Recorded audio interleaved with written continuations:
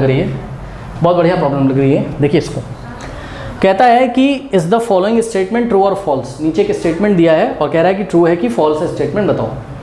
Justify और answer, आपको अपना आंसर भी जस्टिफाई करना है। तो आइए देखते हैं स्टेटमेंट क्या है। कह रहा है in a quadratic equation the coefficient of x is 0। बहुत बढ़िया भाई, एक क्वाड्रेटिक इक्वेशन में उन्होंने बोला कि भाई एक्स का कोफिशिएंट ही 0 हो गया।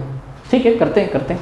तो let a quadratic equation be ax square plus b x plus c. ये मैं सैम्पल प्रॉब्लम 2 सॉल्व कर रहा हूँ। तो ये एक हमारी क्वाड्रेटिक इक्वेशन हमने अज्यूम करी। ठीक, अब देखो उन्होंने क्या बोला, x का कोफिशिएंट कितना है 0, यानी कि according to the question ATQ means according to the question b की वैल्यू कितनी 0 है कि नहीं बताइए। अरे वही तो बोल रहा है, मैं क्या कर रहा हूँ, कह रहा है कि the coefficient of x is 0। तो x का कोफिशिएंट 0 हो गया, तो ये क्वेश्चन खत्म हो जाएगा। अब आपकी इक्वेशन क्या बन जाएगी, ax square plus C is equals to 0। ठीक, इसको आप कैसे लिख सकते हो, ax square plus 0 into X plus C is equals to 0, क्योंकि b कितना हो गया 0 हो गया। बात समझ में आई कि नहीं। तो यहाँ पे अगर मैं डिस्क्रिमिनेंट निकालूँ, ध्यान दें प्लीज़, तो निकालते हैं। ये क्या हो जाएगा, b स्क्वायर माइनस 4ac होता है डिस्क्रिमिनेंट, यही डिस्क्रिमिनेंट है। निकालिए, b कितना है आपका 0 का स्क्वायर माइनस 4 इंटू ए, तो a और c भी क्या है c, a की जगह a है, c की जगह c। तो 0 का स्क्वायर क्या हो जाएगा 0 माइनस 4ac हो जाएगा। अब सुनो, जो डिस्क्रिमिनेंट आया है हमारा वो कितना आया है -4ac। अब सुनो, इन्होंने हमसे क्या बोला था कि in a quadratic equation the coefficient of x is 0 then the quadratic equation has no real roots. सुनो, then the quadratic equation has no real roots. ये नो रियल रूट्स कब होते हैं, जब डिस्क्रिमिनेंट हमारा नेगेटिव होता है। अब बच्चे बोलेंगे डिस्क्रिमिनेंट नेगेटिव तो आ रहा है। सुनो, अभी कैसे पता चला, ये a b c ये सब क्या होते थे, रियल नंबर्स होते थे, और रियल नंबर पॉजिटिव भी हो सकते हैं और नेगेटिव भी हो सकते हैं। तो ध्यान से ज़रा चेक करिए, अगर हम यहाँ केस लगाना शुरू करें, कहाँ लगाएं, यहाँ पे लगाते हैं। ठीक है, इसका तो कोई काम है नहीं, तो इसको ही हटा देते हैं। ठीक है, चलो, तो यहाँ पे केस लगाना शुरू करिए। केस 1, देखिए, if a is greater than 0 and c is greater than 0, मतलब समझ में आई बात क्या, कि अगर a भी पॉजिटिव है और c भी पॉजिटिव है, तो पॉजिटिव इंटू पॉजिटिव ये क्वांटिटी कैसी हो जाएगी पॉजिटिव, और -4 इंटू पॉजिटिव क्वांटिटी नेगेटिव आ जाएगा। इसका मतलब d इस टाइम कैसा आ जाएगा, नेगेटिव, विदाउट है। नहीं समझ में बात, अरे भाई a भी पॉजिटिव c भी पॉजिटिव, तो दोनों का प्रोडक्ट पॉजिटिव, और -4 मल्टीप्लाई करके उसको नेगेटिव ही तो कर देगा। तो इस टाइम जो d है हमारा लेस देन क्या हो जाएगा 0 हो जाएगा, और क्या आ जाएगा इस टाइम लेस देन 0, मतलब नो रियल रूट्स। ठीक है, बात समझ में आई कि नहीं। बच्चे बोलेंगे यही तो पूछ रहा था, नो रियल रूट्स, तो ट्रू कर दो।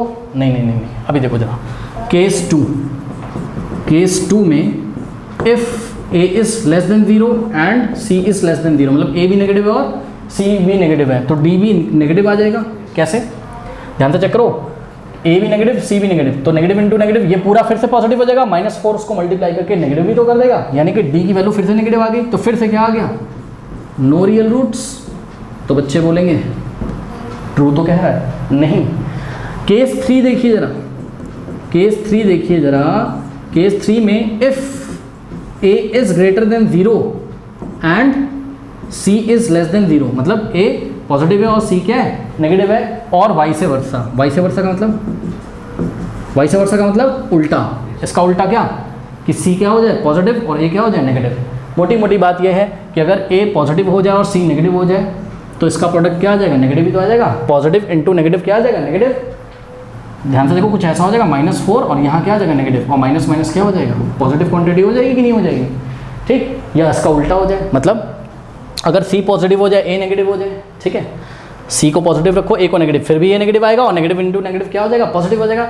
यानी कि थर्ड केस में d हमेशा कैसा आएगा, ग्रेटर देन 0 आएगा, और जब ग्रेटर देन 0 आता है तो रूट्स कैसे होते हैं, रियल एंड डिस्टिंक्ट। सुनो, यहीं पे इनका स्टेटमेंट फॉल्स हो गया, क्योंकि उन्होंने हमको क्या बोला था फोकस करके, कि अगर आपका b क्या हो जाए 0, यानी कि कोफिशिएंट ऑफ x अगर आपका 0 हो जाए तो क्या हमेशा हैज़ रियल रूट्स होता है। जी नहीं, ज़रूरी तो नहीं है। अगर a और c के साइन कैसे हो गए, ऑपोजिट हो गए, तो हमारे रूट्स कैसे आ जाएंगे, रूट्स रियल एंड डिस्टिंक्ट आ जाएंगे।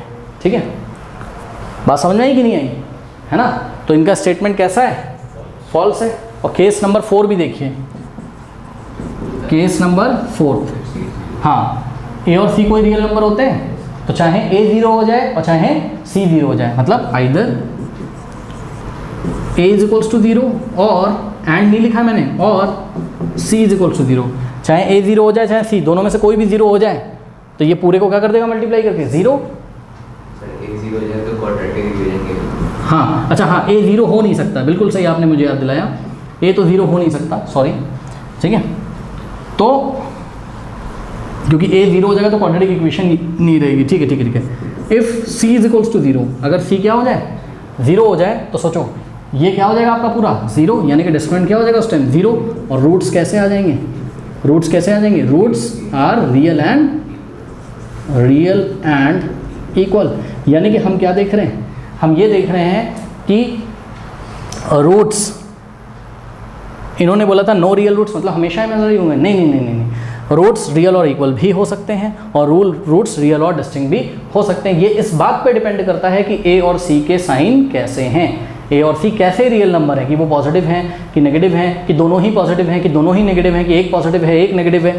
बात समझ में आई कि इस बात पे भी डिपेंड करता है, ए तो 0 होगा नहीं कि कहीं सी तो कभी 0 नहीं हो जाएगा, जब सी 0 हो जाएगा तब भी ये स्टेटमेंट क्या हो जाएगा फॉल्स, क्योंकि सी के 0 होने पर रूट्स कैसे आ रहे हैं रियल एंड इक्वल, और इन्होंने क्या बोला था हमेशा नो रियल रूट्स हो जाएगा, तो इनका स्टेटमेंट क्या है फॉल्स है। तो अब एग्जाम में हम कैसे लिखेंगे, हमने लिखा फॉल्स और कारण क्या दिया, since the discriminant in this case is what -4ac, discriminant कितना है -4ac, जब b की वैल्यू कितनी है 0, तो which can still be non negative if a and c are of opposite sign, ठीक है।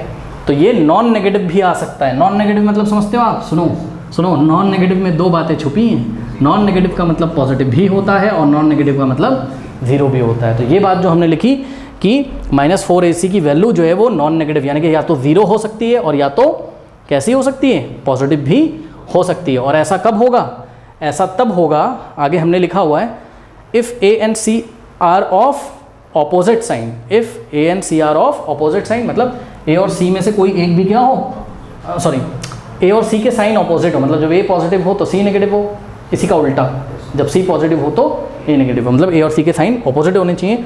और इफ़, ये बात मैंने गलत लिख दी, इफ़ वन ऑफ a और c इज़ 0, मुझे नहीं लिखना चाहिए था ऐसा, मुझे लिखना चाहिए था और व्हाट c इज़ 0, जब c 0 हो जाता है तो ये वाली कंडीशन होगी, और जब a और c के साइन ऑपोजिट होंगे तो ये वाली कंडीशन होगी। बात समझ में, इसलिए इनका स्टेटमेंट कैसा है फॉल्स है। तो आज की क्लास में स्टूडेंट्स इतना ही, मिलते हैं नेक्स्ट क्लास में। यहाँ एंड